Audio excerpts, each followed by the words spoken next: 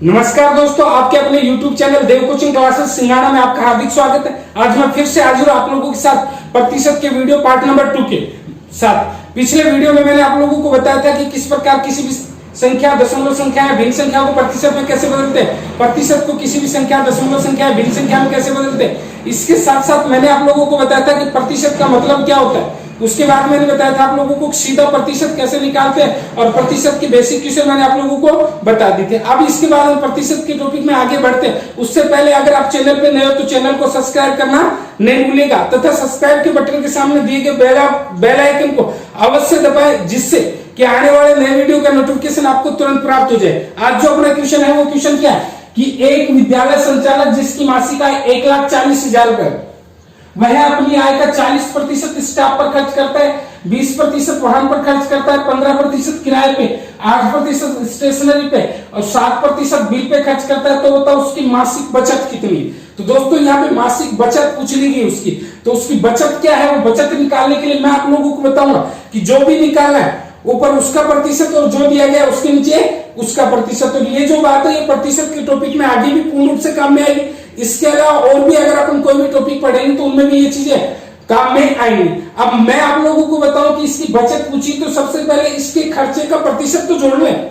तो इसका 40% स्टाफ पे खर्च किया, 20% वाहन पे खर्च किया तो 40 और 20 कितना हो गया, 60 हो गया। फिर 15% किराए पे खर्च कर दिया, कितना हो गया, 75 हो गया। फिर 8% स्टेशनरी पे खर्च कर दिया, यानी कि कितना हो गया, 83 हो गया। फिर 60% बिल पे खर्च कर दिया, यानी कि कितना हो गया, 90% हो गया। तो दोस्तों यहाँ पे 90% उसने खर्च कर दिया, तो उसका उसकी बचत चाहिए। तो अपना क्वेश्चन जो हो गया वो उसकी बचत चाहिए। तो उसके लिए बचत चाहिए, तो मैंने क्या बताया था, जो भी निकालना पर उसका प्रतिशत। तो बचत का प्रतिशत कितना है, 10। तो यहाँ पे बचत चाहिए तो बचत का प्रतिशत क्या हो गया, 10 गुना अपने को दिया गया 1,40,000 और 1,40,000 जो है वो उसकी कुल आय, क्योंकि इसमें बताया था कि इसकी मासिक आय क्या है, 1,40,000। तो 1,40,000 इसकी कुल आय, तो इसके नीचे कुल प्रतिशत कितना हो गया, 100। तो दोस्तों कुल आय 1,40,000 है तो कुल प्रतिशत कितना हो गया, 100। फिर आप लोग देख सकते हो 2 जीरो से 2 जीरो कट गए और यहाँ पे 1,40,000 को 10 से गुणा किया, ये सॉरी 1400 को 10 से गुणा किया, तो इसमें कितना आ गया, 14,000।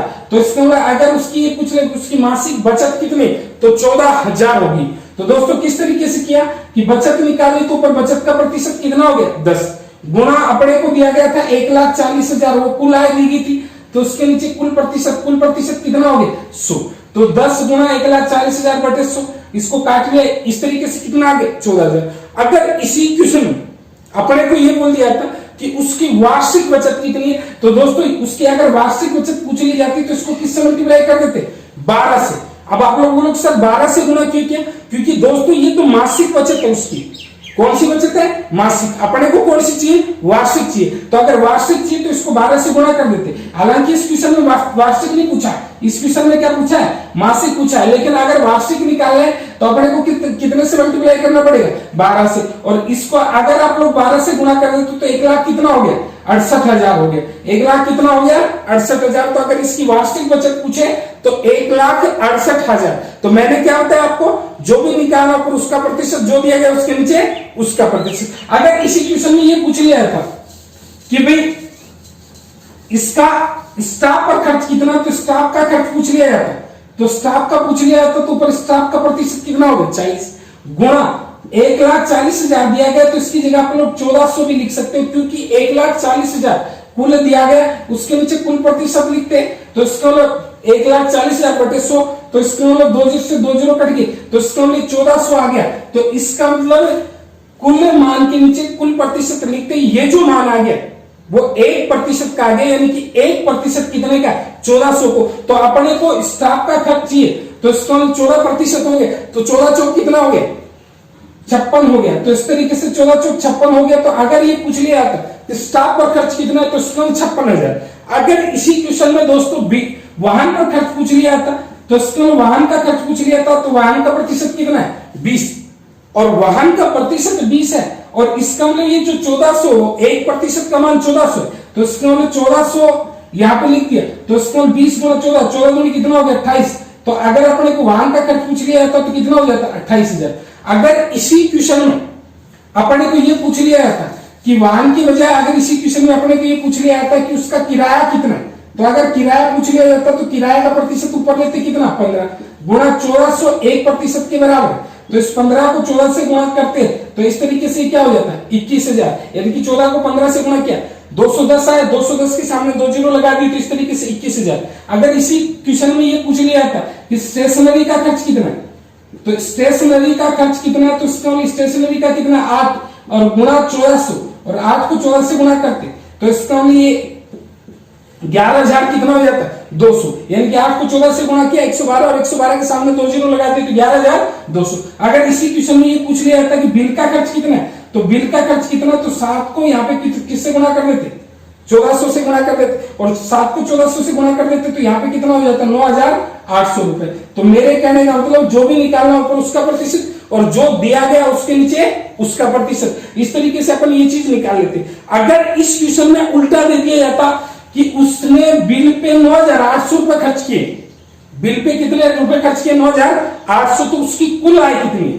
अगर इस क्वेश्चन में बोल दिया था कि इसने बिल पे 9,800 रुपए खर्च किए तो उसकी कुल आय कितनी है, तो अगर अपने को कुल आय चाहिए तो इसमें कुल आय चाहिए तो ऊपर कुल प्रतिशत कितने लिखते 100 गुणा 9,800 रुपए उसने बिल पे खर्च किए तो नीचे बिल का प्रतिशत, और बिल का प्रतिशत कितना है 7 और 9,800 में 7 का भाग दिया तो वो कितनी बार गया 1400 बार गया और 1400 को 100 से गुणा करते तो इसका 1 लाख कितना हो जाता 40,000 रुपए। तो दोस्तों जो भी निकालना ऊपर उसका प्रतिशत, जो दिया जाए उसके नीचे उसका प्रतिशत, और इस तरीके से इस क्वेश्चन को क्या कर लेंगे कैलकुलेट कर लेंगे। ये क्वेश्चन काफी एग्जाम में आता है और काफी बार पूछ लिया जाता है। तो इस क्वेश्चन को सोल्व करने का एक ही तरीका है कि जो भी जिसके नीचे लिखते हो ना तो वो जो वैल्यू आ जाता है वो 1% का जाता है, जो जितना प्रतिशत है उसको उससे क्या कर दोगे मल्टीप्लाई कर दो। इस प्रकार से ये क्वेश्चन हमको विश्लेषण में पूछ लिया जाता है तो क्या होता है यहाँ पे डिग्री में कई बार प्रतिशत में दे दिया जाता है। वो क्वेश्चन किस प्रकार से आ जाता है कि भाई जैसे ये इस प्रकार से ये दे दिए और यहाँ पे इसी क्वेश्चन को इस प्रकार से ऐसे डिनोट कर देते कि भाई ये जो है ये 40% किस पे खर्च कर दिया स्टाफ पे, फिर ये 20% किस पे खर्च कर दिया वाहन पे, ये 15% किराए पे, फिर उसके बाद में ये 7%, ये 8% किस पे स्टेशनरी पे, ये 7% किस पे बिल पे, और यहाँ पे ये जो कॉलम दर्शा दिया जाता है वो किसका दर्शा दिया जाता है बचत का। और फिर इसमें एक कॉलम में कोई भी पैसा लिख दिया जाता है या कुल आय दे दी जाती, फिर उसको अगर वो कुल आय या फिर जो भी पैसा दिया गया उसको अपन लिख करके और इस क्वेश्चन को उसमें भी कर सकते हैं। और कई बार है ना कि इसमें यहाँ पे प्रतिशत की बजाय यहाँ पे क्या आ जाता है डिग्री आ जाता है, तो डिग्री आ जाता है। तो डिग्री में भी आप लोगों को क्या देखना है कि टोटल एक पॉइंट की चारों तरफ टोटल कितना डिग्री होता है 360। तो एक पॉइंट के चारों टोटल 360 डिग्री होता है, तो कुल 360 डिग्री होता है। तो उसके जो भी निकालना ऊपर उसका प्रतिशत और जो भी दिया गया उसके नीचे उसका प्रतिशत, और इस बात का इस्तेमाल करते हुए अपन ये कुल 360 डिग्री होता है उस 360 के अकॉर्डिंग, जैसे अगर अपने को 1,40,000 रुपए यहाँ पे कुल आय देगी और यहाँ पे जो मेंटेन किया गया वो डिग्री में मेंटेन किया होता तो इसका इस 1,40,000 के नीचे क्या लिखते 360। और इस क्वेश्चन को विस्तृत रूप से आप लोगों को मैं पढ़ाऊंगा शंकु के विश्लेषण में, डाटा इंटरप्रेशन में। शंकु के विश्लेषण में जो पाई चार्ट है इसका अध्ययन करेंगे, उस टाइम आप लोगों को बताऊंगा कि रियल में इस क्वेश्चन को किस प्रकार से करते हैं। तो में आगे जो क्वेश्चन आता है वो क्वेश्चन कहता है कि एक व्यक्ति अपनी आय का 30% शिक्षा पे खर्च करता है। 30% किस पे खर्च करता है शिक्षा पर, एवं शेष का 20% भोजन पे खर्च करता है। शेष का 20% भोजन पे खर्च करता है तथा शेष का 10% कपड़े और 15% आवास पे खर्च करता है। यदि उसकी मासिक आय 30,000 रुपए तो उसकी बचत कितनी। तो दोस्तों यहाँ पे शेष का शब्द है, पीछे वाले क्वेश्चन में शेष का शब्द नहीं था। यहाँ पे शेष का मतलब क्या हो गया कि जैसे अगर आपके आय 10,000 रुपए उसका 50% खर्च कर देते हो तो शेष कितना बचा 5,000, फिर उसका 50% खर्च करते हो तो शेष कितना बचा 2,500, फिर उसका 50% खर्च करते हो तो शेष कितना बचा 1,250। तो इसका मतलब जितना खर्च करते चले जाते हो उसका जो शेष बचता है वो शेष का प्रतिशत होता है। तो यहाँ पे शेष का मतलब जो बचा हुआ है उसका, और इस क्वेश्चन को अपन किस प्रकार से करेंगे वो चीज मैं आप लोगों को बताऊंगा। तो यहाँ पे एक व्यक्ति जिसकी आय कितनी है 30,000, तो दोस्तों 30,000 रुपए इसकी इनकम है, इसने अपनी आय का 30% शिक्षा पे खर्च कर दिया, तो 30% शिक्षा पे खर्च कर दिया तो इसका कितना बचा 70%। तो इसका मतलब 30% शिक्षा पे खर्च कर दिया तो कितना प्रतिशत बचा है 70। तो दोस्तों ये जो शेष है ये 70%, तो 20% का मतलब क्या हो गया 80/100, क्योंकि 20% खर्च कर दिया तो टोटल परसेंटेज वैल्यू क्या होता है 100%, तो 20% खर्च कर दिया तो 80/100। फिर तथा शेष का 10% कपड़े पर वह 15% आवास पे खर्च करता है। अब इन दोनों के बीच में वह शब्द है, इन दोनों के बीच में अगर शेष का होता तो इसके लिए यहाँ पे 90/100 लिखते और यहाँ पे 85/100 लिखते, लेकिन इन दोनों के बीच में वह शब्द है। और ऐसा क्वेश्चन एसएससी, बैंक, पटवार, रेलवे, इन सब एग्जामों में बहुत बार आता है।